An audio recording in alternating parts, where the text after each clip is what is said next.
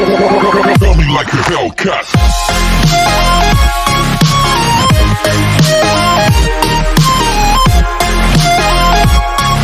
Episode की starting में scene हमें वेइची का दिखाया जाता है जो कि अपना काम कर रहा था। वही सीन हमें युआन का दिखाया जाता है जो कि बैठी हुई थी। तभी वहाँ लिमियन आ जाता है और कहता है एक इमरजेंसी है, कृपया मेरी मदद करे। युआन का भाई कहता है शांत हो जाओ और चाय पी लो। तभी लिमियन चाय पी लेता है और कहता है शुक्रिया, लेकिन मैं जिंगयू का पक्ष नहीं ले सकता।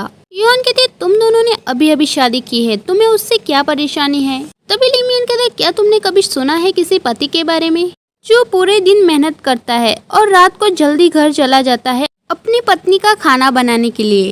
युआन कहते तुम्हारी फैमिली पैसे वाली है तो तुम सर्वेंट क्यों नहीं रख लेते। लिमियन कहते तुम्हें क्या लगता है ये आसान है। वो हर दिन कुछ न कुछ नया खाने के लिए मांगती रहती है। मुझे लगता है कि वो सोचती है कि मैं एक रसोइया हूँ। अभी पीछे से कोई बोलता है लगता है वो तुम्हें कठिन समय दे रहा है। लिमियन कहते है बिल्कुल। तभी लिमियन पीछे देखता है जो कोई और नहीं मिस मैंगजी थी जो कहती है चालू रखो, तुम रुक क्यों गए।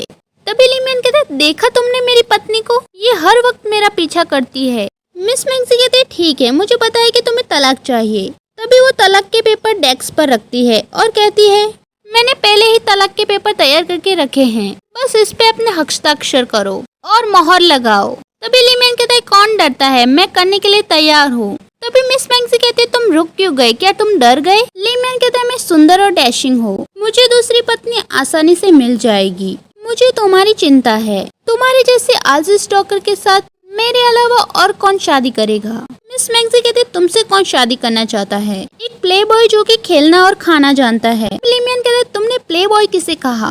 मिस मैंगजी कहते तुम्हें। तभी वो मिस मैंगजी की कैंडी लेने लगता है। मिस मैंगजी कहते इसे छोड़ दो, ये मेरी है। अब सीन युआन का दिखाया जाता है जो कि वेइची को लेटर लिख रही थी। तभी वो सो जाती है। तभी उसके एक्वारियम से एक ब्लू बटरफ्लाई निकल आती है जो कि वेइची के पास जाती है, जिसे वेइची देखता है जो कि युआन का रूप ले लेती है। तभी युआन कहती मैं यहाँ कैसे, क्या ये एक्वारियम की पावर है। तभी वेइची युआन को टच करने के लिए जाता है पर वो उसे टच नहीं कर पाता। युआन कहती तुम मुझे नहीं देख सकते। तभी वो वहाँ से जाने लगती है। तभी वेइची उसके पीछे जाकर उसे रोकता है पर वो कोई और था। वेइची कहता है शायद ये इसीलिए हो रहा है क्योंकि कल रात में सो नहीं पाया। तभी वेइची आराम करने के लिए एक जगह जाकर बैठ जाता है। तभी किसी की आवाज आती है जो कहता है तुम कहाँ हो। एक लड़का वहाँ आता है और कहता है मैं यहाँ हूँ। वो लड़की कहती है हम यहाँ मिलने वाले थे, तुम वहाँ किस काम में व्यस्त हो। तभी वो लड़का कहता है टेलीपोर्टेशन, हर बार चालू बंद हो जाता है। तभी वो लड़की कहते हैं वूइंग, तुम्हारी शक्ति बेकार है। तभी वो लड़का उसके चेहरे से मास्क हटाता है और कहता है तुम मिस लियो के चेहरे का इस्तेमाल क्यों कर रही हो। तभी वो लड़की कहते हैं क्या तुम जानते हो चेहरा बदलना कितना मुश्किल है। तभी वूइंग कहता है कि क्या तुम शादी में धोखाधड़ी का मजा ले रही हो या फिर तुम उस लड़के जियांग रेन से प्यार करती हो। तभी वो लड़की कहते हैं तुम बकवास कर रहे हो, उसने हमें धोखा दिया और मैरिज डिपार्टमेंट में शामिल हो गया। अगर मैं उसे इसके लिए दंडित नहीं करूंगी तो लोग सेंग्जी संप्रदाय के बारे में क्या सोचेंगे। तभी वहाँ एक आदमी आता है और कहता है तुम सही कह रही हो, हमारे सेंग्जी संप्रदाय में अब एक नेता की कमी है। अगर हम उसके लिए एक उदाहरण नहीं बनाते तो हम सभी के लिए एक मजाक बनेंगे। तभी वो इंग कहता है वो डिंग सही है, जूडेंग को अब हमारे संप्रदाय के मामले की परवाह नहीं है, इसीलिए हम अपने बॉस के आदेश का पालन करेंगे। तभी वो डिंग कहती है कि हालांकि जूडेंग अभी भी हमारे जीवन को नियंत्रित करता है, तब तक वो अपनी कठपुतली का उपयोग करता है, इसीलिए हम शांत नहीं रह सकते।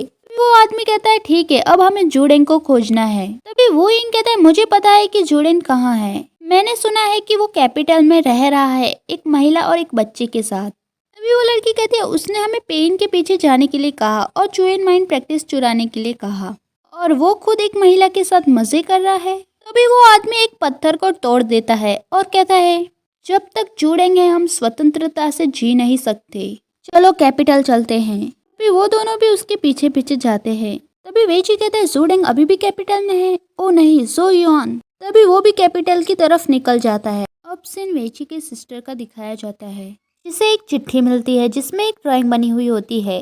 तभी वो अपनी मेड से कहती है क्या तुम मेरे लिए मैरिज डिपार्टमेंट जा सकती हो। मेड कहती है हाँ, रुको और मेरे कमरे में जाओ और मैंने जो नए कपड़े खरीदे हैं वो उसे देकर आओ।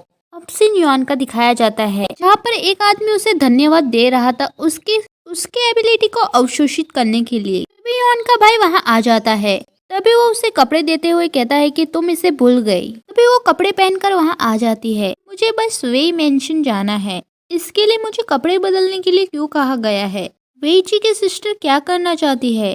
तभी वो हवा में उड़ने लगती है। वही सीन हमें वेइची का दिखाया जाता है जो कि कैपिटल वापस आ गया था। तभी उसके हाथ पे दर्द होने लगता है। तभी उसे डॉक्टर कोई की बातें याद आती है। जो युआन के शरीर पर होने वाले घाव आपके शरीर पर स्थानांतरित कर दिए जाएंगे।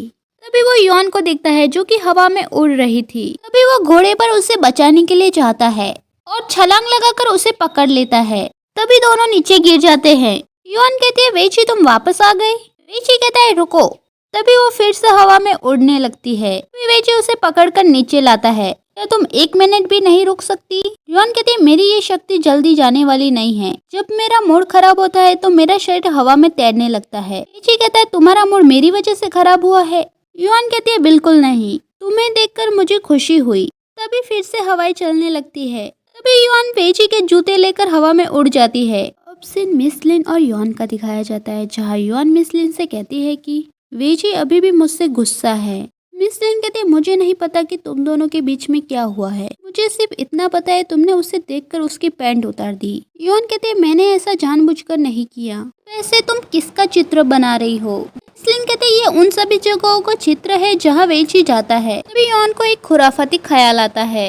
अब सीन वेइची का दिखाया जाता है जो कि वर्कशॉप आया था। तभी युआन वहाँ आ जाती है। तभी वेइची उसे देखता है। युआन कहते क्या तुम भूल गई मेरा एक मित्र है जो भविष्य देख सकता है। तभी वेइची अंदर जाता है। युआन कहते क्या तुम यहाँ असामान्य प्रतिभाओं की जानकारी लेने के लिए आए हो? तभी वेइची एक दरवाजा खोलने के लिए जाता है।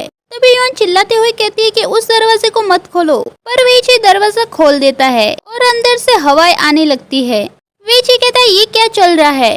ये किसका कमरा है और अंदर से इतनी हवा क्यों आ रही है? युआन कहते हैं ये जिंग हुआन का कमरा है और जब वो चिल्लाता है तो हवा आने लगती है। तभी हवा रुक जाती है और एक लड़का बाहर आता है और कहता है ऑफिसर जो आप यहाँ हैं। तभी सीन बदल जाता है जहाँ पर वो दोनों कमरे को ठीक कर रहे थे। युआन कहते तुम यात्रा से अभी वापस आए हो तो तुम आराम करने की बजाय यहाँ क्यों आए हो? क्योंकि मैं आना चाहता हूँ।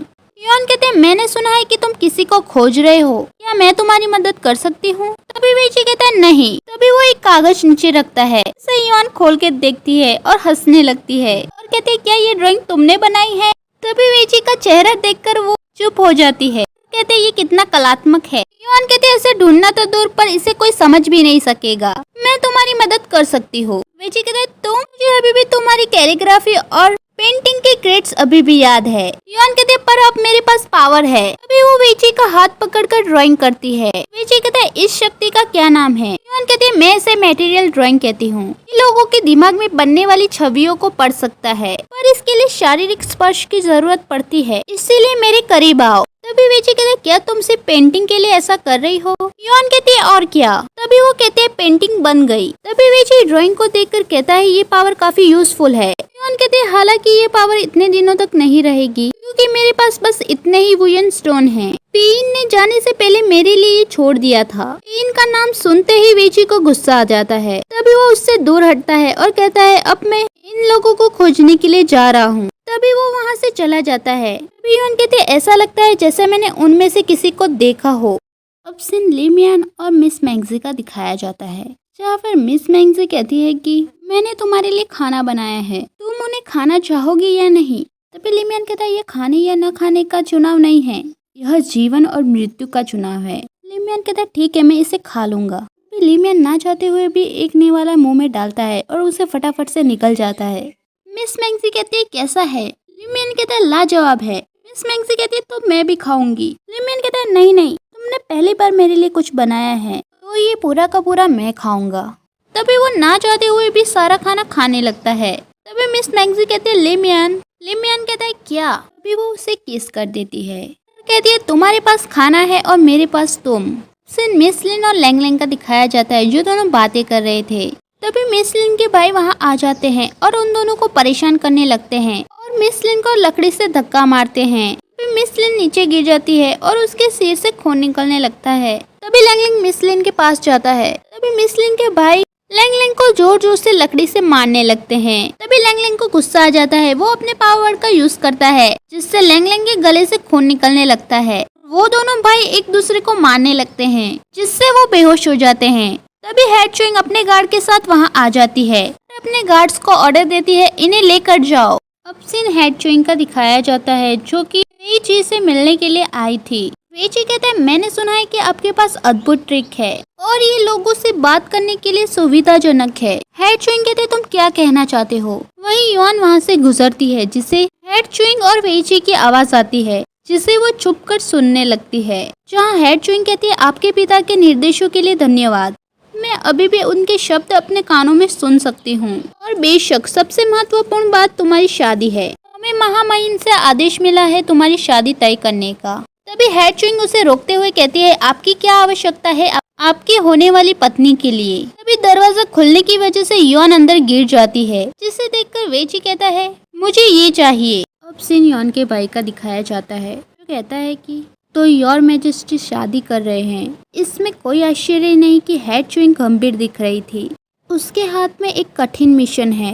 युआन कहती है, वो मूल रूप से सर्वश्रेष्ठ में से एक है और अब वो सेना के साथ योगदान दे रहा है। वो काफी ऊपर जा रहा है और शायद थोड़े दिन बाद मैं उसे देख भी ना पाऊँ। युआन का भाई कहता है, जब तुम्हें धड़कन की बीमारी थी तब तुम किसी भी चीज से नहीं डरती थी, और अब जब तुम्हारी बीमारी ठीक हो गई है तब तुम कायर की तरह काम कर रही हो।